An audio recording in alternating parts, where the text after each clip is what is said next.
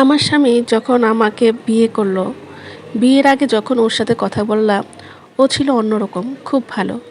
বিয়ের পর যখন আমাকে তাদের বাড়িতে নিয়ে আসে, তারপর আস্তে আস্তে ওর একটা নতুন রূপ দেখতে পেলাম। আর ওর এই রকম কাণ্ডকীর্তির জন্যই আমি শ্বশুরবাড়িতে কোনোদিনও আমার যোগ্য সম্মান আমি পাইছি না। আমি আমার শ্বশুর শাশুড়ির লেগা যতই করি না গেলেগা, তাদের কাছে কোনোদিনও ভালো হইতে পারছি না।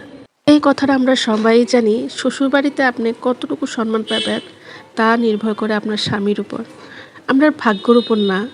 আপনার স্বামী যদি সবার সামনে আপনাকে ভালোবাসে, তো সবাই আপনাকে একটু হলেও ভালোবাসবো।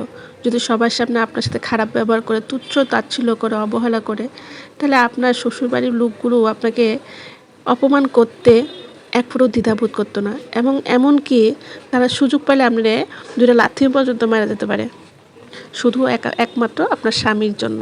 যেই মানুষটা হাত ধরে নতুন একটা জগতে আছে সুন্দর স্বপ্ন নিয়ে, সেই মানুষটাই আজকে আমার এই তুচ্ছ তাচ্ছিল্যের কারণ, আমার এই কষ্টের কারণ।